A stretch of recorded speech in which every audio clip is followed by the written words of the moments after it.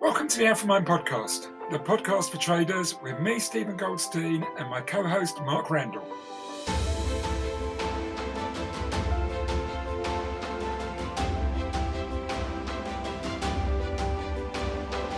A quick word first about our podcast sponsor, the Society of Technical Analysts, the STA. The STA are the world's leading body for the advancement of education into technical analysis. They offer services to clients from across the world, and you can learn more about that at the STA website, technicalanalysts.com. Now, on with this week's podcast. Welcome to the first podcast of 2021, and I think AlphaMind has done great things during 2020 and will continue to expand its reach in 2021, but of course lots of background challenges, and we all hope that everyone's safe, well, and that we will soon be getting back to some degree of normality that we can all start to enjoy.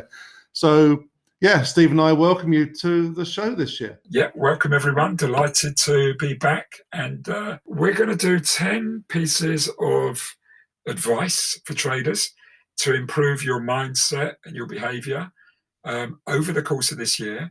That is today's podcast.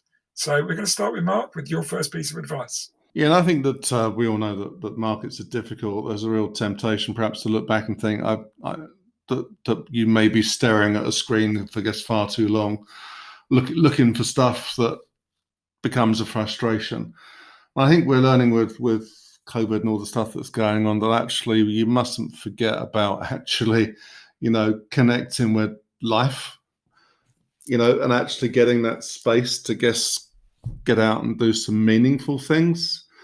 So I think a good start to the year is, try to think of your trading day as a short period of time that you commit to do your trading, and don't overextend your stay. Don't be the person that stares at the screen for 12 hours getting frustrated about it.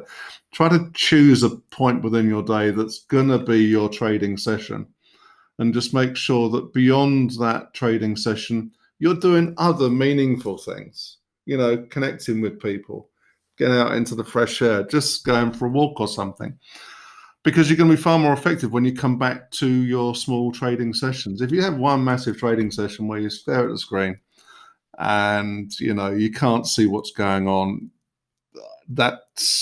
and we know that happens. We need to just understand that is not a good way of behaving, really, and that you need to just start to focus on some really important things going on in life and giving time for them during your day. So that's my key point. Actually, just connect with life because it's important, and don't feel that trading is your life.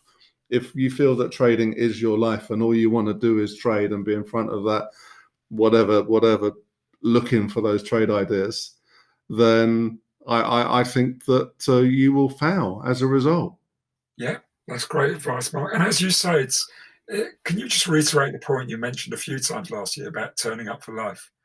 You just show up for it. I think Brian Cox did a soundbite on television that I've used before, that our mass, us, the fabric of us was created like 13.7 billion years ago.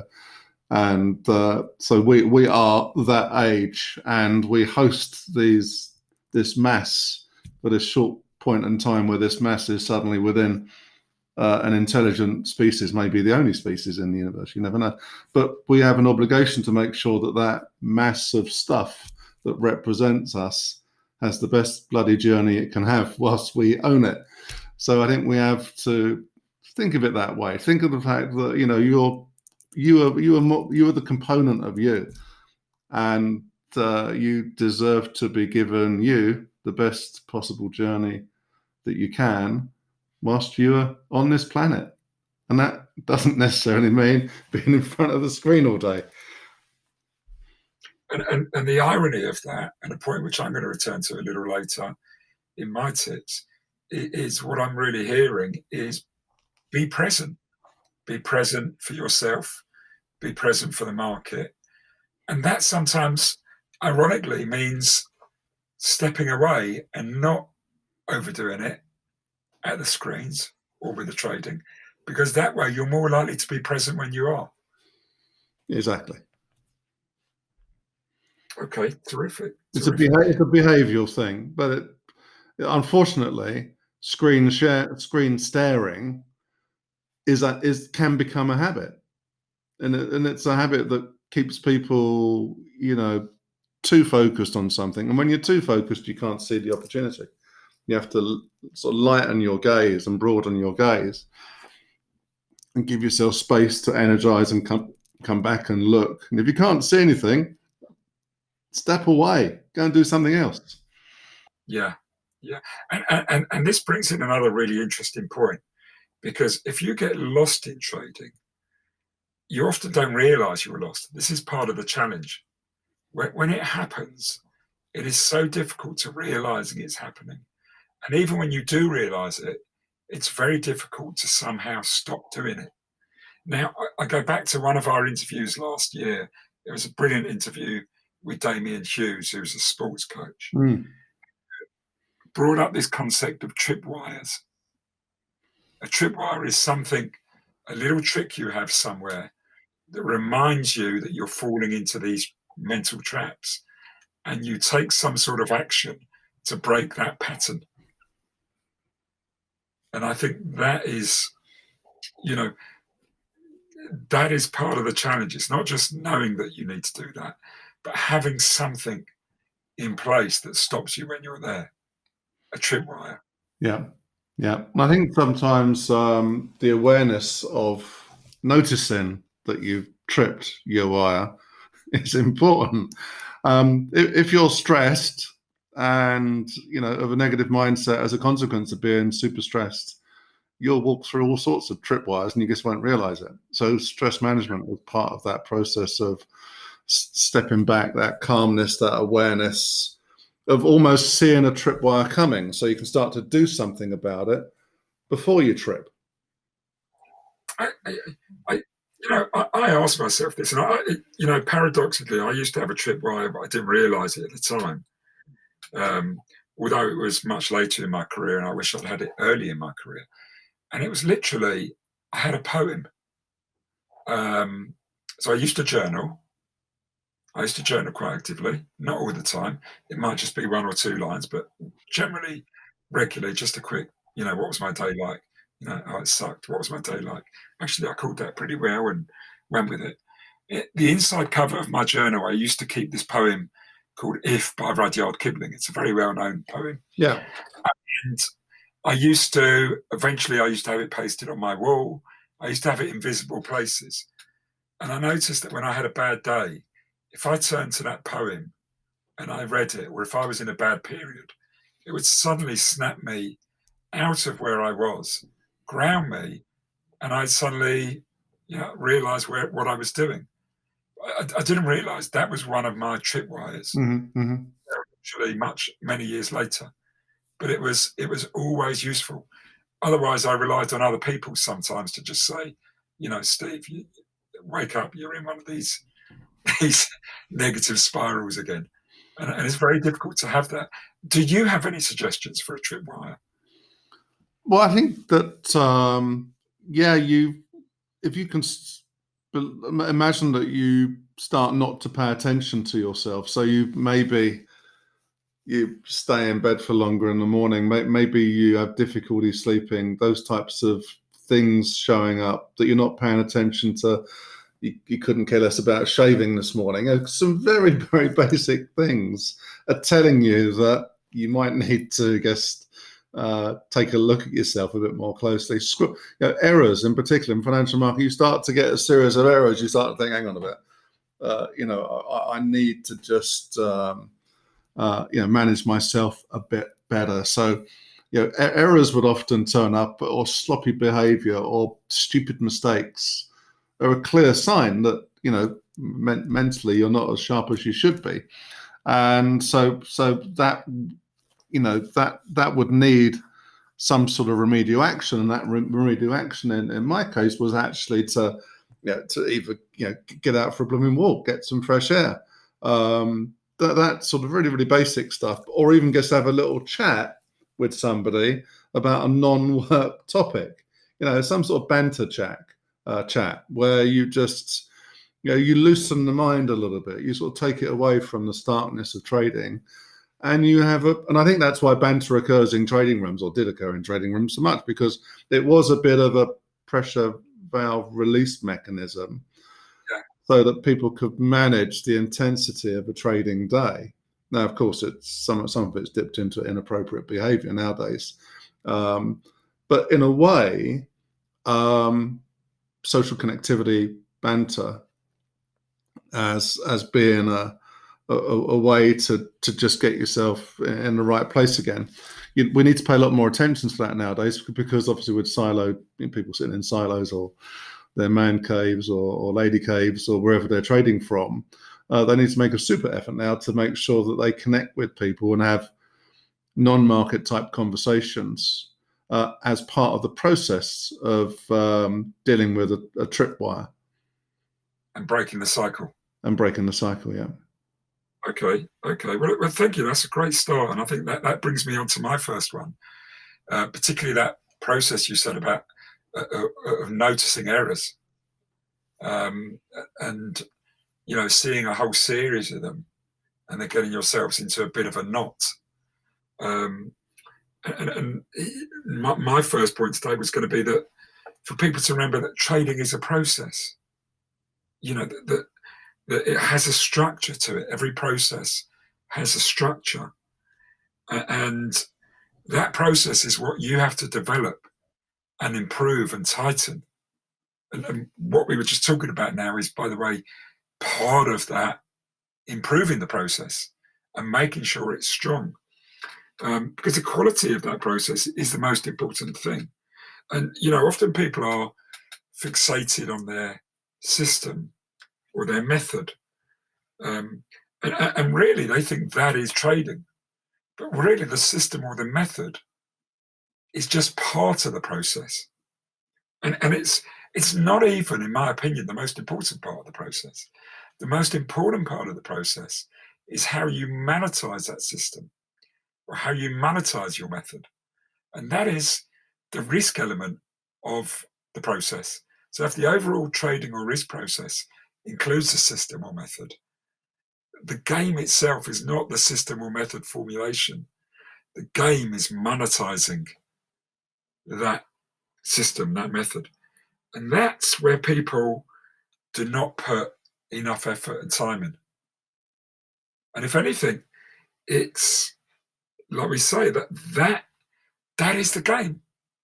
That is more important than anything. You can have the greatest system or method in the world, or approach, but it doesn't make money, or it doesn't make what it should make, or even loses money. And the game is to actually monetize that and make money. And I meet far too many people over the years that get stuck into that whole trying to perfect their system, trying to perfect their method, but not working on developing themselves as risk takers. And that is part of the process where it goes wrong. And they end up judging whether they made money or whether they didn't make money as whether they did well or not, when actually they should be judging the quality of their process. So that was my first point today. So your next one, Mark.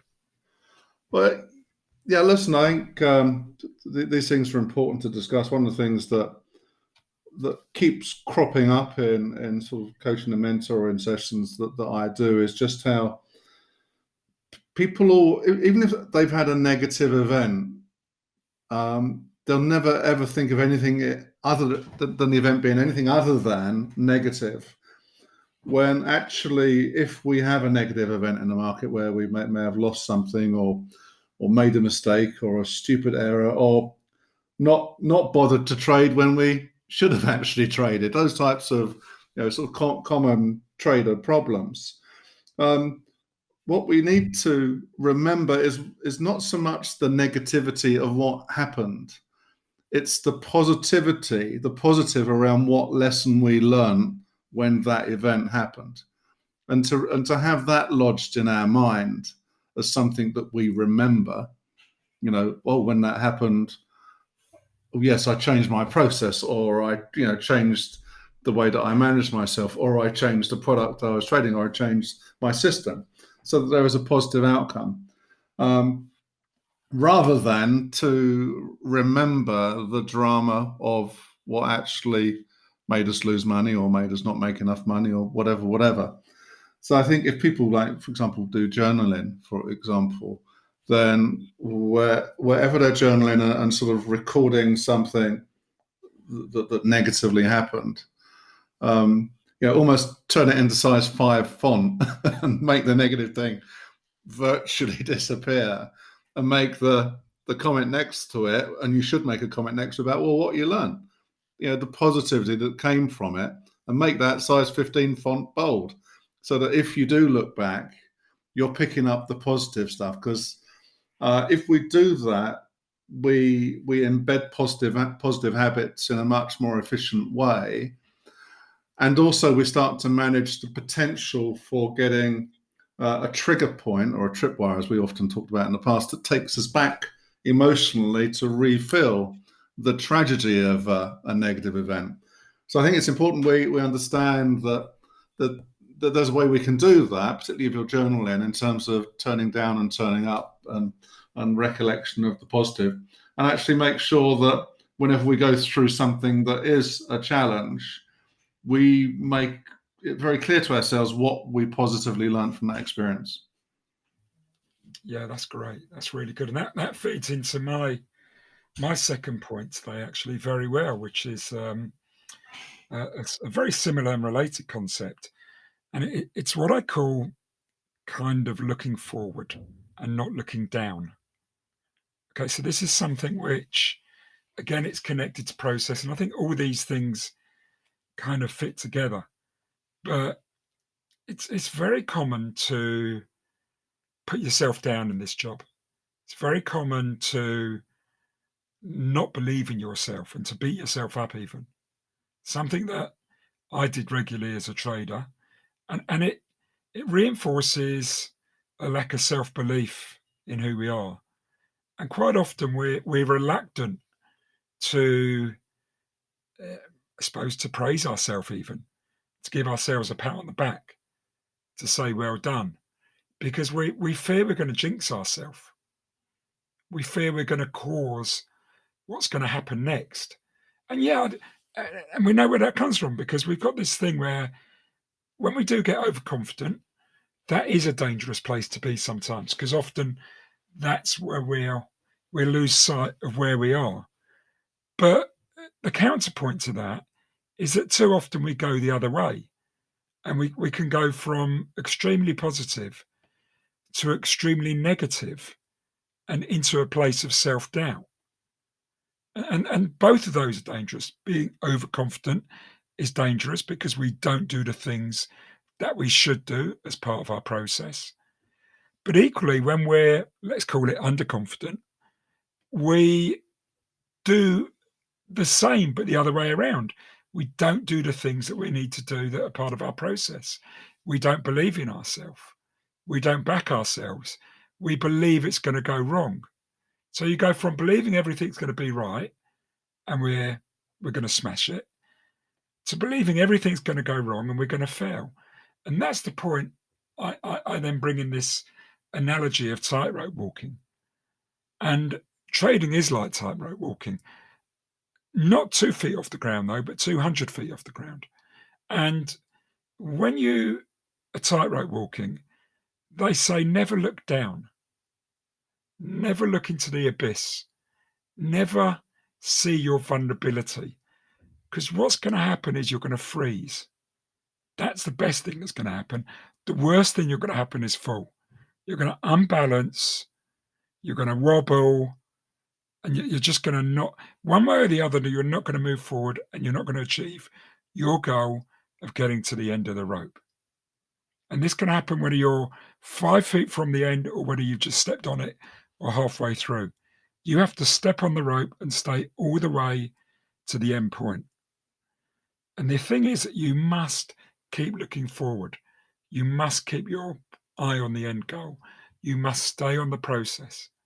And the tightrope analogy works in fascinating ways because, we do a lot of practice and preparation for the trade as if we're walking a tightrope.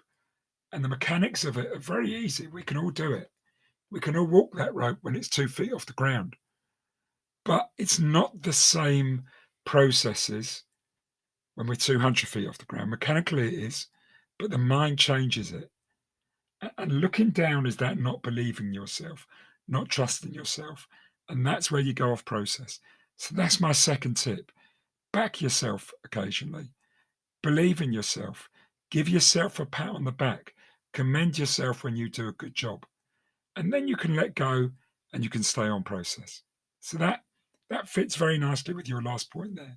No, it's great. I mean, I love that analogy, and the concept. Obviously, a lot of people think, well, safety nets and and a safety rope. How does that translate? It translates back into having proper process, doesn't it? One thing that links to that is really this concept of not expecting 100%. A lot of people get like really geared up to have a certain target by a certain time, and will wait and wait and wait and wait and wait to that 100%. Often getting disappointed, often, like you say, beating themselves up because, God, I just didn't make it. And one of the things that I very often share is that if you can get out of 80% of your size at 80% of the target, and use that as a core strategy, you're more likely to make ready money. And of course, if you're looking at pattern recognition and certain things, the world is looking at those things as well, right? So the world may be queuing up to get up at close to 100%. So you'll potentially never get to 100%. So the concept of actually chipping out a good chunk of position, on the way to target and leaving a 20% just as a towel that it might just get to where you want it to go. But so often you get traders freeze where you just see them staring. They've got 90% in the bag, but they want 100%, and they'll strain and they'll stare and they'll strain and they stare, looking for that extra 10% that potentially will never come because there's so many other forces interacting at that level, because other people have no doubt seen a very similar pattern and sort of level of objectivity as yourself. So 80% of the target, get out of 80% of your position is a really good idea, but also fit that around the things that you do. Don't focus on something thinking you're going to get a 10 out of 10. If you can get to the level where you're 80% certain, well, with some degree of certainty around about the 80% level, that this is worth doing, then it's probably worth doing. So a lot of people defer decision thinking, I'm still not, I'm pretty damn sure, but I could do a few more things to try to make it being 100% sure. If you wait, you'll miss the trade. So 80% certainty in terms of trade origination. And so then as the trade's in flight, to be getting out, hopefully, if it's moving as planned, at an 80% level of the target, getting out of 80% of position, I think is a better way of trading safely, and doesn't leave you disappointed that, God, I had money. Because often people, when it gets to that level of heading towards where they think it's going to get to the 100% target and the whole world starts taking profit, and they're back to only 50% profitability, they're going to start kicking themselves and beating themselves up because they didn't take their profit at 80% and were waiting too long in the trade. And of course, the longer you wait in the trade, the more you're denying yourself the opportunity of spotting the next trade. Yeah, that's brilliant. That's brilliant. And my next point, my third point, will follow on from that in a second. But before I do, Mark, you've been in this business now, the 80s, the 90s, the noughties, the 10s. Yeah. We're now going into the 20s. Yeah. And you're now coaching traders. Can you tell us a little bit about the work you're doing, right, with traders in that area and around mindset?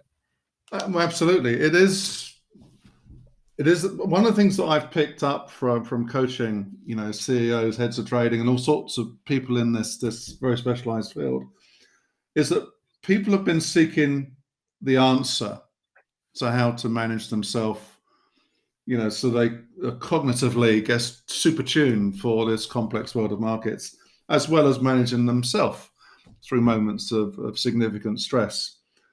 And the common thing that's said to me is that I keep reading these books. I've got the app. I'm doing this. I'm doing that, and I still don't get it.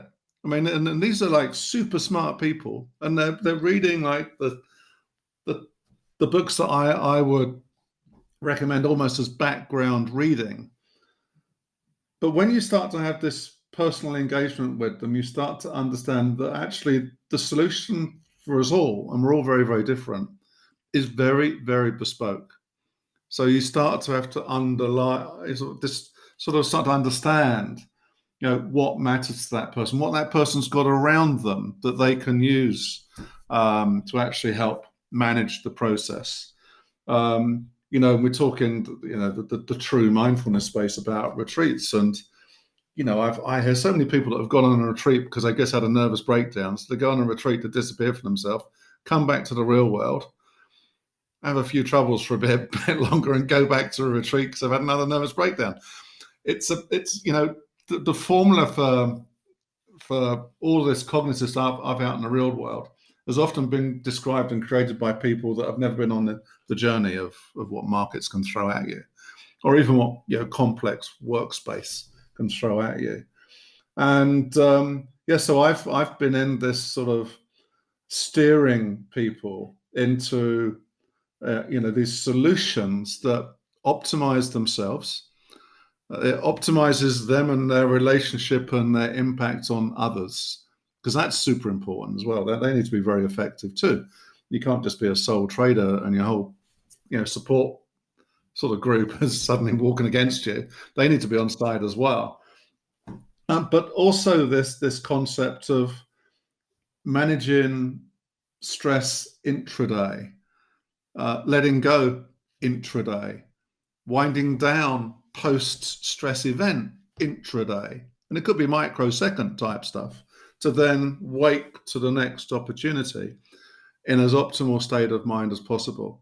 So I will interrogate's the wrong word, but it came out. I will go through that investigation with someone to understand how they tick.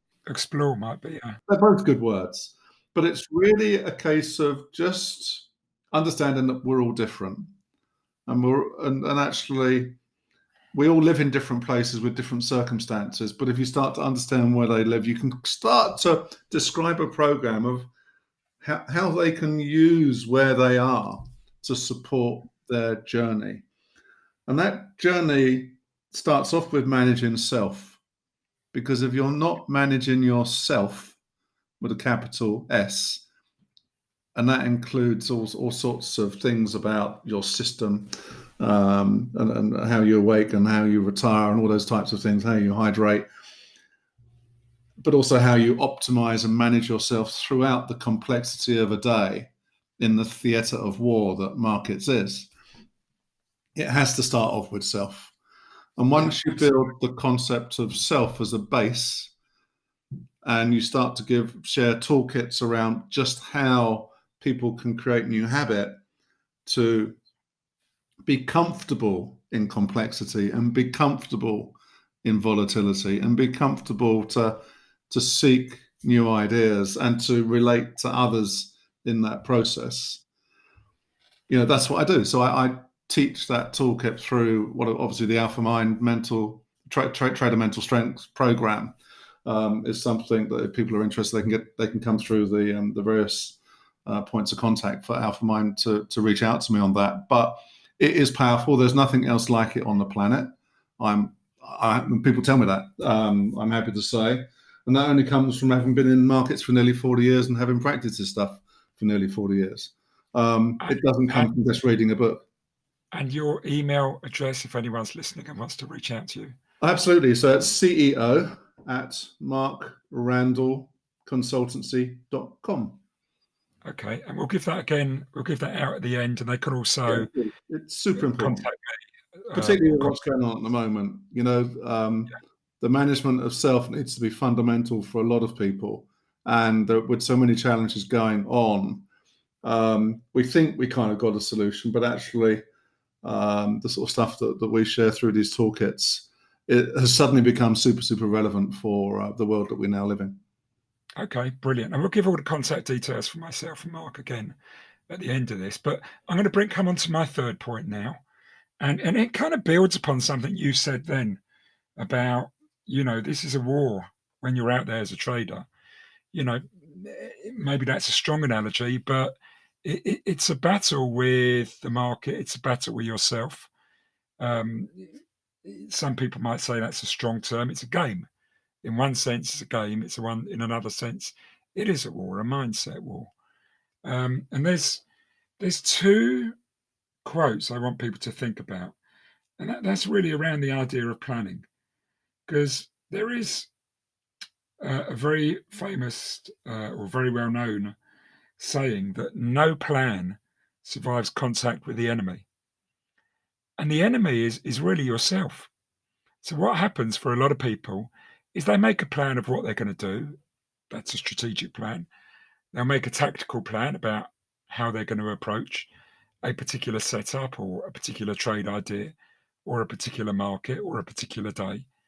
And then, of course, as we know, most people's plan fall apart the moment they engage with risk. So we could say that no plan survives contact with the enemy, whether it's the market, whether it's yourself, and whether it's risk. The other element of that, which I want to bring out, is a quote really by General Eisenhower, who said that plans are useless, but planning is essential. And that's a great paradox. And the point is that the very plan you make for the markets, it's almost impossible to follow it through from start to finish. And you said there about, taking off 80% of the way through. And if you try and hang on for perfect, you'll never get anywhere. If you try and do a perfect entry, it's just not going to happen. And this is kind of the point. Planning is essential, but don't expect your plan to work exactly as you anticipate. And that's almost the nature of trading, the nature of risk. And that's the art of trading. And that's what the great traders learn to do. If you try and perfect it, it's just not going to work out. And I go back to one of my own coaching clients, who was one of my very first coaching clients about 10 years ago. And he worked for a Scandinavian bank here in the UK. And he said, Steve, I want you to read this book. It's one that I read all the time. And it's called Golf is Not a Game of Perfect, or Golf, It's Not a Game of Perfect. And he said he was reading that for his trading because he made this mistake which lots of golfers make. Golfing is quite similar. It's you really against yourself. It's you against the course, of course, but everyone is fighting the same course. So it's really you against yourself when you're out there. And yeah, I've read the book, and it's absolutely true. You've got to let go of these expectations you put upon yourself of trying to achieve the perfect shot, the perfect putt. You have to deal with what's in front of you, and you have to deal with your own challenges. And I know you, Mark, as a golfer, will. No, I think it's brilliant. There's a great analogy there that if you're a golfer and your buddy won the last hole, so he's teeing off, and it's I don't know 170-yard par three, and he suddenly now and you've got I don't know a sort of a 4-iron in your hand or something, and he suddenly nailed it within 3 feet, and the first question you ask him is, "What club did you take?" Right, so all of a sudden you're playing his game by asking that question, and then he'll say, "Well, I had a 5-iron." And you think, well, you must sit, crikey, he doesn't hit that far normally. You think, but you're now doing 3, and you've got a 4-iron, and suddenly you go back to your bag and you start thinking, is it a 4? Is it a 5? And all of a sudden, your mental game has just been destroyed because you've paid attention to the performance of somebody else. And you said your mental game. You said your mental game, right? Because there's another lovely golf quote and I can't remember who said it, but it works 100% perfect for trading. And it's golf is a game played on a 6-inch course, the 6 inches between one ear and the other. Yeah, absolutely. Before we carry on with this week's podcast, a quick word about the podcast sponsor, the Society of Technical Analysts, and in particular, their home study course. Now, AlphaMind have teamed up with the STA to offer anyone interested in taking that course a £100 discount on the full price of the home study course and the home study course and diploma program. To learn more about that, visit the AlphaMind blog page by Googling AlphaMind blog and hitting the page link STA Home Study Course. You can also learn more about the STA on their website, technicalanalysts.com. Now back to the podcast. Now, Mark, over to your fourth point. Yeah, this is quite big, really. Take yourself less seriously. Yes. Yeah. Yes. Don't, if you want to walk away, walk away. If you're getting fed up, walk away. If you feel that you're knackered, walk away. If you make a mistake, laugh at yourself. Just kind of just laugh at yourself. We all are going to make mistakes, and the one we just made, we're probably going to make again. And if we don't kind of like nip it in the bud and try to manage ourselves so we don't dwell on these things. If we don't do that, then these things will over take command of all of our mental processes and totally screw us up. So from time to time, we just have to, I don't know, rock out. Just put a soundtrack on and like the Big Short, that guy on the drums, that guy that eventually made money, that hedge fund guy. I think you need an avenue to just rock out and treat yourself less seriously. If you can access humor, if you can access banter, I know times are difficult and that a lot of people are just soul trading and maybe stuck in a dungeon somewhere with 8 screens. For God's sake, find a trader chat room to get involved with, or find another non-trader social chat room just to share some jokes and to get a little bit more lighter about what you're doing. Because actually you cannot, this world of trading is so complex. If you want it to grab your attention for 12 hours a day, it will allow you to be fully attended to everything that's going on. If you don't do anything about it, and you just can't keep up with that. So we do need to step back and just put a little bit of break into what we do so that we kind of relax the mind. We allow it to just have a bit of a break itself. And we do that through just fitting things in to laugh about, fitting things in to listen to great music and stuff like that. And give yourself a break, going out for a walk, getting fresh air, all those sorts of things. But, just treat yourself less seriously. Life is more, one of the first things I said when we started this podcast, life isn't about sitting in front of a screen 10 hours a day. Yeah. And we know that Steve and I will tell you that sitting in front of a screen 10 hours a day is not the way to make money. You might have little pockets where you make money, but generally, if you're staring at a screen, all you're doing is just getting frustrated. So, take yourself less seriously, for me, is a really, really important thing, particularly for this year. Yeah, no, that's true.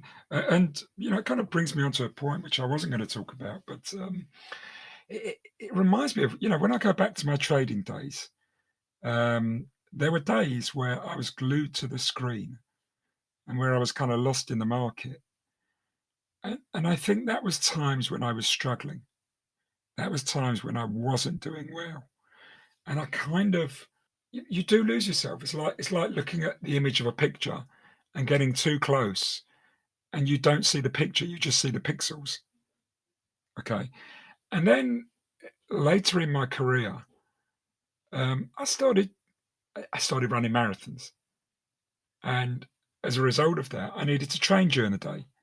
So about late morning, I was working in the centre of London, and I'd go for a run either by the Thames or through Hyde Park or St James Park. And sometimes I'd be gone for an hour, sometimes even longer if the markets were quiet. And that forced me away from the screens. And I remember noticing how much better I was trading. you cannot be at the screens the whole time. And there were times when I was stuck and I wouldn't go training. And that usually, like I say, coincided with periods of underperformance. And of course, forcing myself to do it because I knew I had a marathon, that broke the day up. It was that it forced me to be away. I was running the London Marathon. I had to train. I did it a couple of times, and it wasn't particularly great in terms of times, but you have to get out there and put the miles in. And that it did two things. First of all, it broke me away from the screens. The other thing is, I think trading is a total body experience, and just running makes you feel better. You know, Getting away from the screens is one thing, but the physical, you know, it's like you don't have to do meditation. Running is meditation. It clears the head. Sometimes when I was running, I remember years ago I was running around, and I remember it very clearly, one of the London parks, and this trade idea popped in my head from nowhere. It was a euro sterling trade, and I just didn't. I couldn't believe it. Because your head clears. What happens is the fog in your head clears when you run. Like it happens when you meditate. I'm not a big meditator, if I'm honest, but my running and my sports always felt like meditating, and I do it occasionally. And when I do it, it normally has a benefit.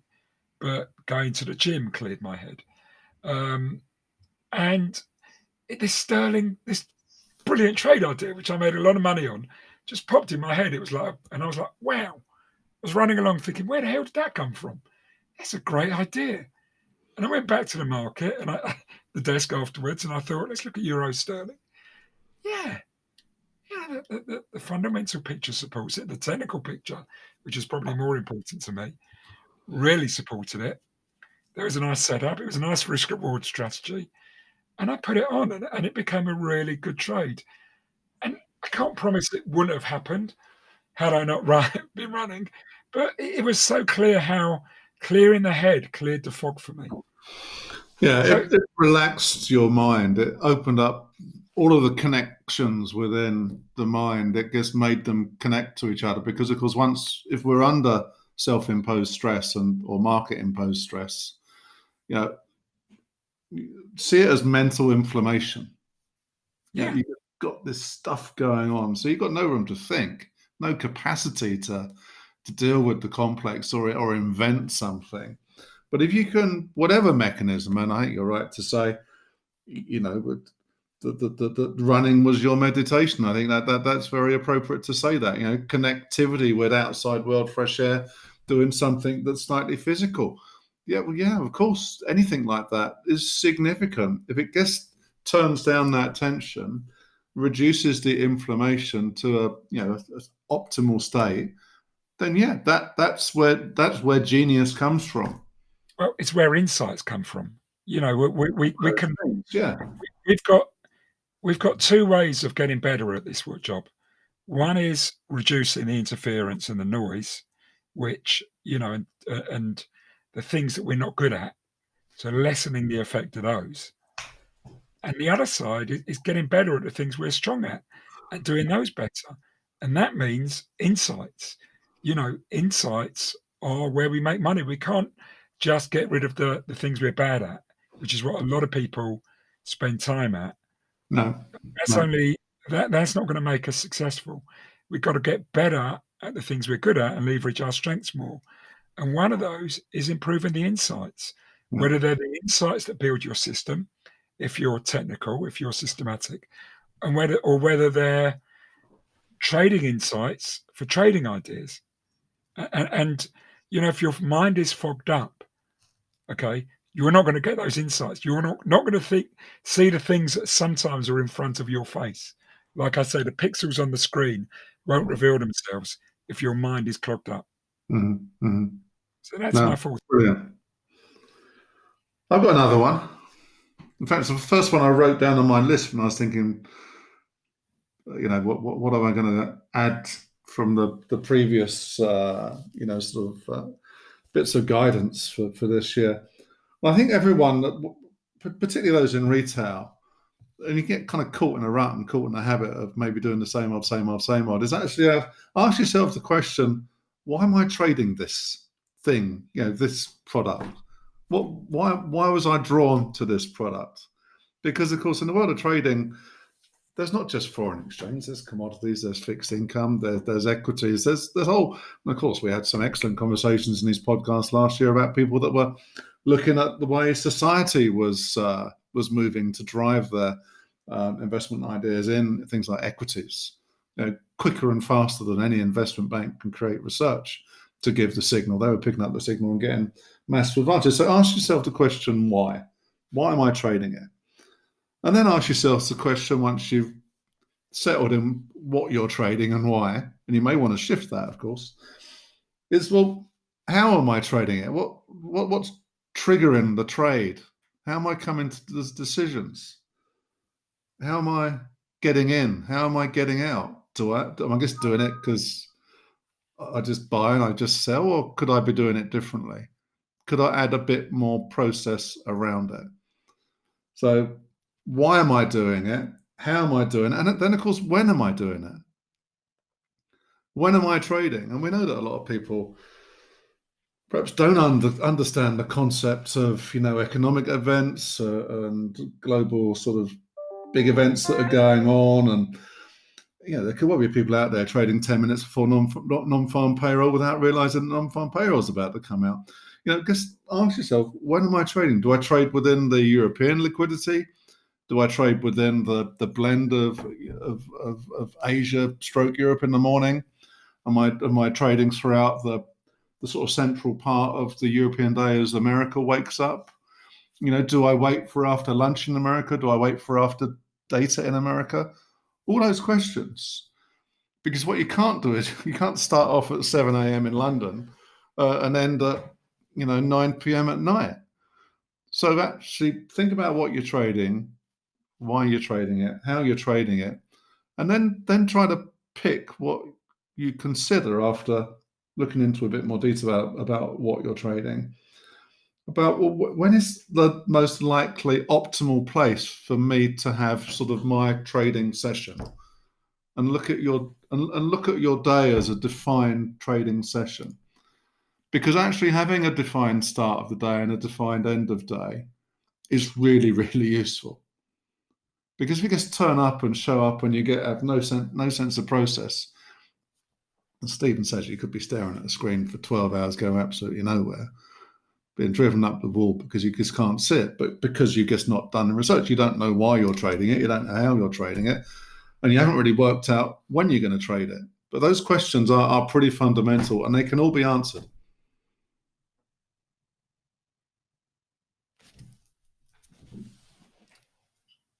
Okay, brilliant. That was great. Thank you. Thank you. So that's 5 from Mark. I've got my 5th one coming up in a second. First, a quick word about the AlphaMind Trader Performance Coaching, which I run. We get a lot of requests about that. If you're interested to know more about that, it's a holistic program which looks at all aspects of the trading process. It doesn't focus on the technical stuff, the system stuff, although we do look at how you trade and the way you trade, just to see if you're up to it. But it's an all-encompassing process, which looks at performance, psychology, behavior, philosophy, process, and of course how you are your individual self. And we explore all avenues and aspects of it, and we try and help you, I suppose, smarten up and tidy how you are as a trader, so you can be more effective and more productive, improve your performance. And that's a coaching program I've been delivering for the past 10 years. It was a coaching program I went through myself 20 years ago, and it had enormous impact on my performance as a trader over the next 10 years. And it's had an enormous impact on many of my clients who have, both in the buy side and sell side and retail traders, who have seen significant performance improvements as a result of going through that. So if you are interested to know more about that, just email me info@alpharcube.com, or check out our website, or you can DM me also at AlphaMind101. And again, if you're interested in Mark's program or know more about his work, you can also DM him at AlphaMind102, and also contact Mark and myself on LinkedIn, Mark Randall on LinkedIn, Stephen Goldstein on LinkedIn. Mark, I promise you, is one of the best coaches out there, does some brilliant work.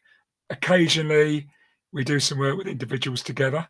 We do a bit of tag, bringing both of our different perspectives to the process. So absolutely feel free to check it out. Yeah, that's a very big point. I think as we're getting organised about our delivery of our sort of portfolio of work, client-facing work, it's becoming increasingly important that clients are wanting a holistic type discussion. And the two different perspectives that from the different market backgrounds of Steve and I is a very valuable thing in itself. But also, if you see me as yin and him as yang, and get a sense as together we're covering pretty much all of the facets that you need to be optimizing to face yourself and managing yourself in the super complex world of markets and any other complex theatre of activity. To be perfectly frank, be it you're an executive senior leader or someone that's facing as a retail client the markets and wondering, well, how do I make money here? You should be engaging with us, and would be delighted to take you through a very comprehensive program that would smooth and enhance all the important edges that you need to be paying attention to face markets. It's an investment in yourself. It's an investment in your process. It's an investment in your performance. If you really are into this for the long term, it will lead to stronger performance in the future. So it will pay itself many times over. It has paid itself many times over for many people and many businesses. It's just to point out, if you're listening from a business, we work with many sell-side businesses, investment banks, hedge funds, asset management firms, insurance firms, commodity trading businesses, energy trading businesses.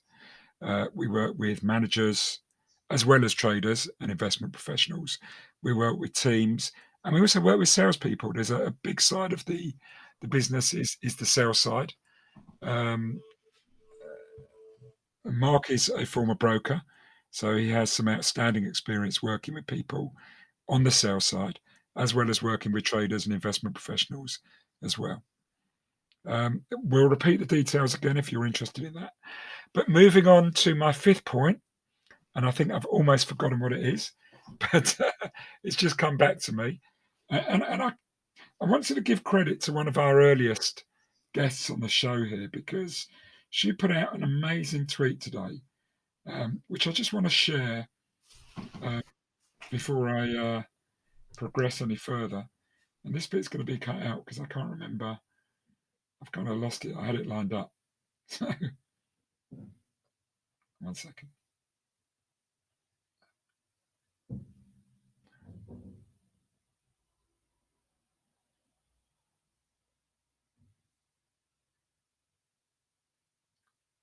Okay, so my fifth point today, and credit goes to one of our earliest guests, Mandy Rafsanjani, who put out a fantastic tweet today, which really captured for me the essence of the point I want to talk about. So the point I want to talk about is about ego and trading. Now, ego is one of the biggest issues in trading.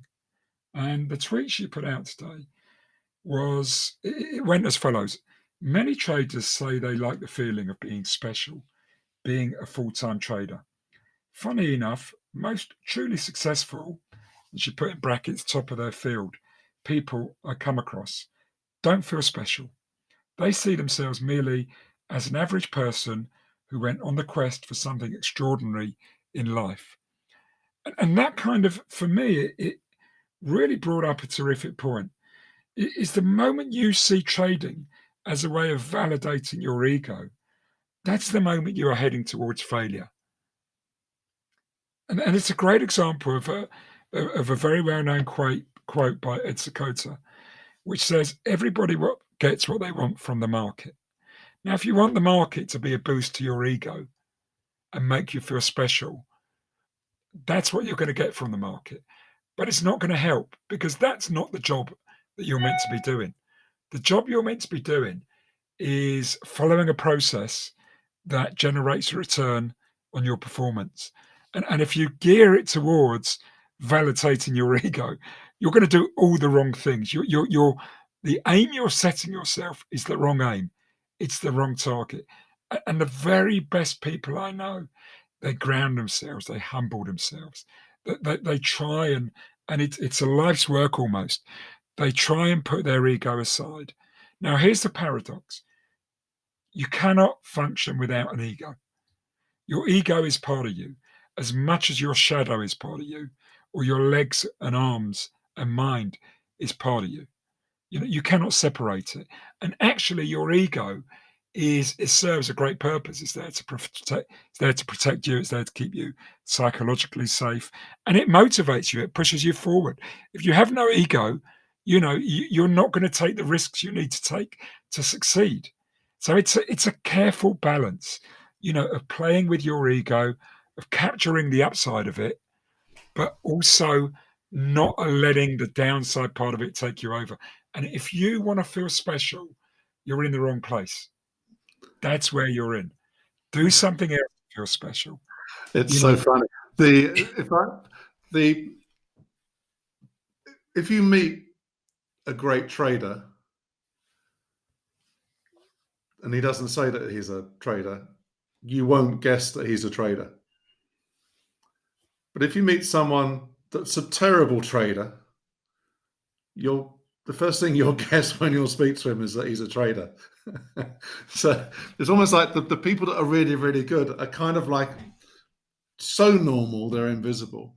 But the people that are really, really bad are so bad, they're boasting about their positions, they're boasting about this, they're boasting about, and you're concluding that they're a trader, but actually they're more than likely to be the worst trader that you've ever met. that takes me back to the story which I often talk about, the best trader I ever coached.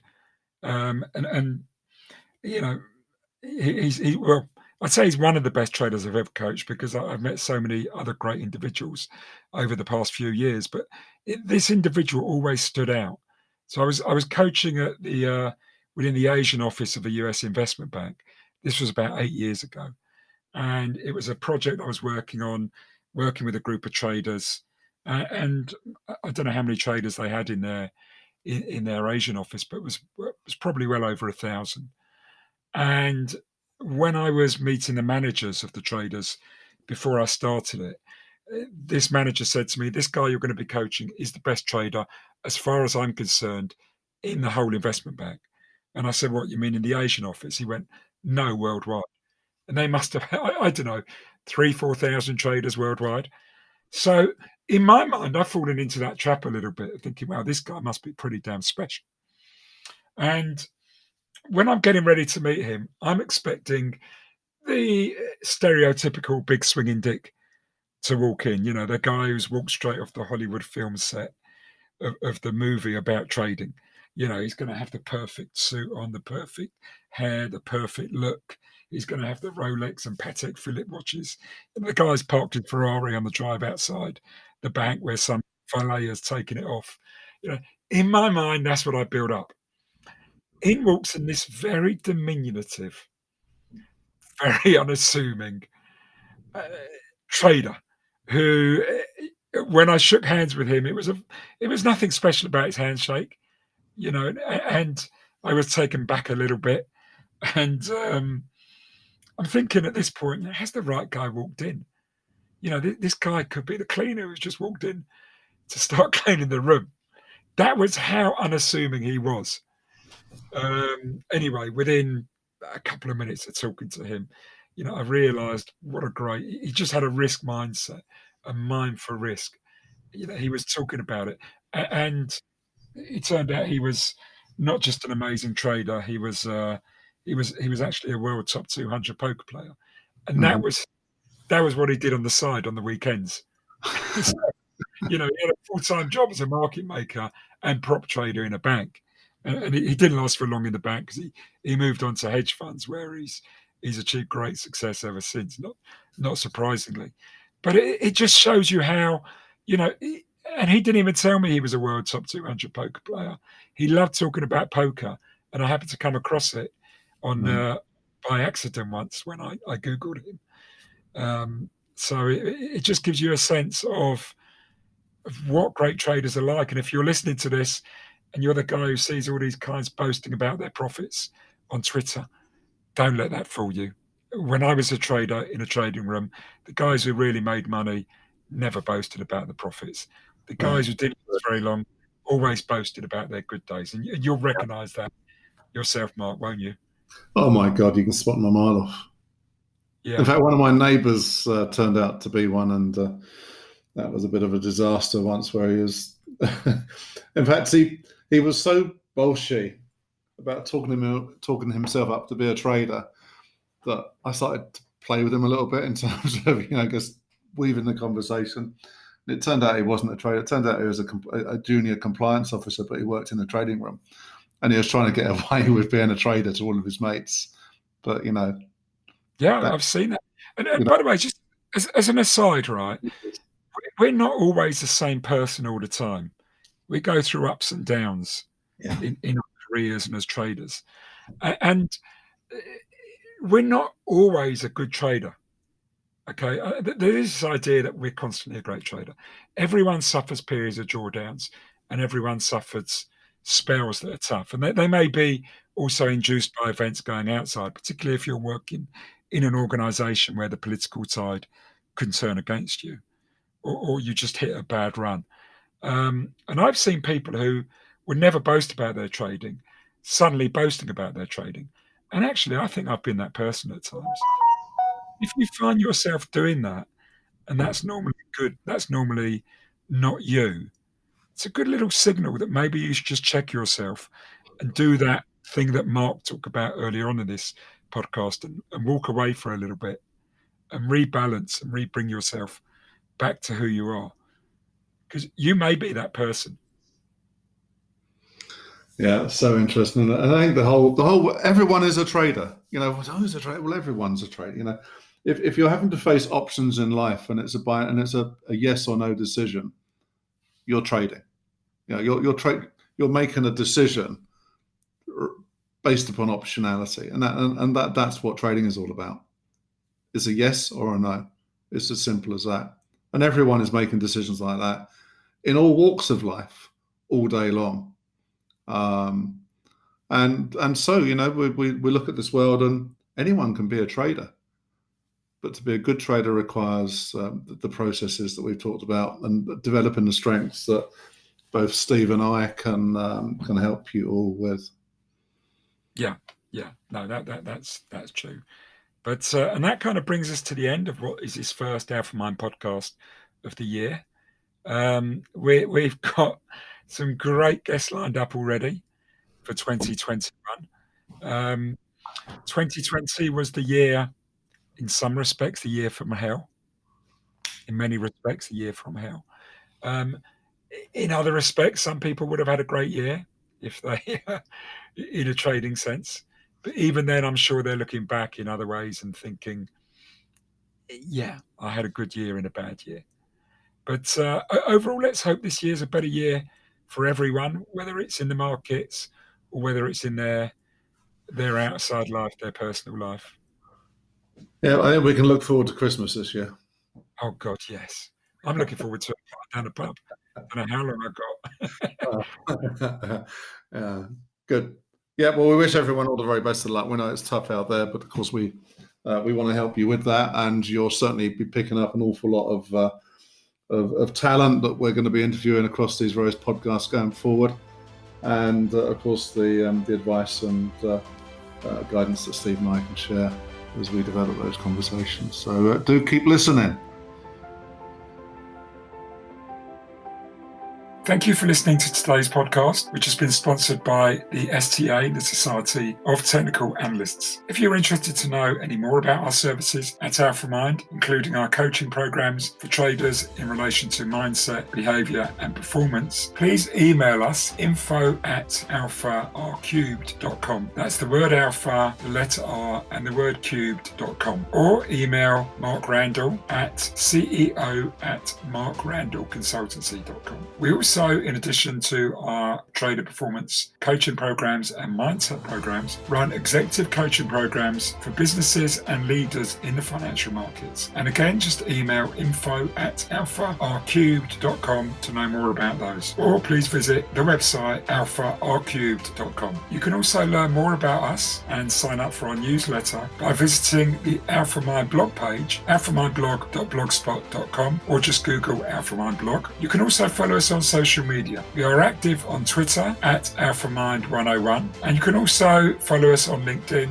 Go to the AlphaMind group on LinkedIn, or follow myself, Stephen Goldstein, and my co-host Mark Randall. If you'd like to leave a nice message or review on iTunes or Spotify or whichever service you use, we would greatly appreciate that. Thank you once again, and good luck and stay safe.